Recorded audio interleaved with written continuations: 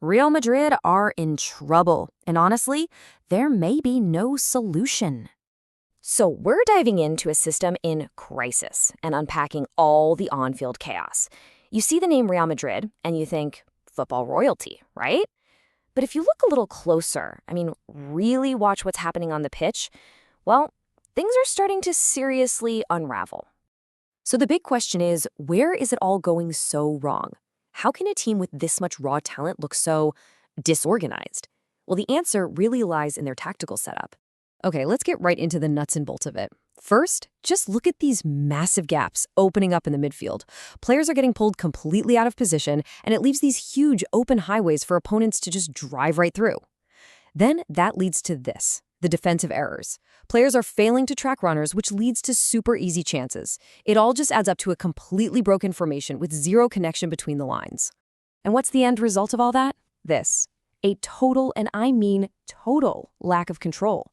When your whole structure falls apart like that, you can't dictate the pace of the game. You can't manage pressure. You're just constantly reacting instead of acting. It's pretty much tactical anarchy, right? So now we're diagnosing the decline and getting to the root causes behind all this chaos. Because you see, all those on-pitch problems, they're really just the symptoms. To understand what's actually going on, we have to dig a whole lot deeper. This isn't just a run of bad luck. There are some deep, deep reasons for all this. It really boils down to three core issues. Number one, aging players. As you can see, some of the key, legendary figures just don't have the legs to cover the ground they used to. It happens. Second, there's a serious tactical imbalance, which just leaves the team completely exposed on the counterattack. And third, a really dangerous over-reliance on a few star players to create some magic out of thin air. That is just not a sustainable plan. And this comparison, wow, it really tells the whole story. In the past, Madrid's defense was a single, solid, organized unit, a wall. But now, it's a broken line, it's fragmented, it's vulnerable. The drop-off in just basic structure is absolutely massive. Okay, let's get to the rebuild blueprint. Time to erase the errors and draw a new path forward. So we've laid out all the problems, and yeah, it looks pretty bleak. But there is a way forward. So let's get out the eraser and start sketching out how to fix this. So this is the crucial question, isn't it? How do they actually fix it? And let me tell you, this isn't about one simple change. We're talking about a complete and total overhaul of the philosophy and the system. It has to start right here, a full tactical reset. You wipe the slate clean and you build a brand new foundation from scratch. This isn't about just tweaking a few things. This is a fundamental, ground-up change in how the team plays football. This blueprint has three key parts. First, a new, much more compact formation to close down all those gaps we saw.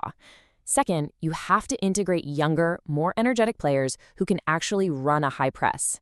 And third, you need to implement a system where every single player knows their role inside and out, transforming those broken lines into one cohesive unit.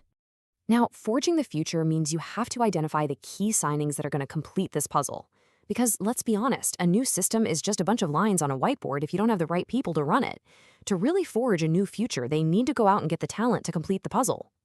So where are the biggest needs? Well, as we sketch them out here, three areas are absolutely critical. They need a clinical striker who can finish chances, they need a dynamic midfielder who can control the tempo of a game, and they desperately need a solid, commanding defender to anchor that backline. These aren't just luxuries, they are absolute necessities. And this brings us to the final verdict.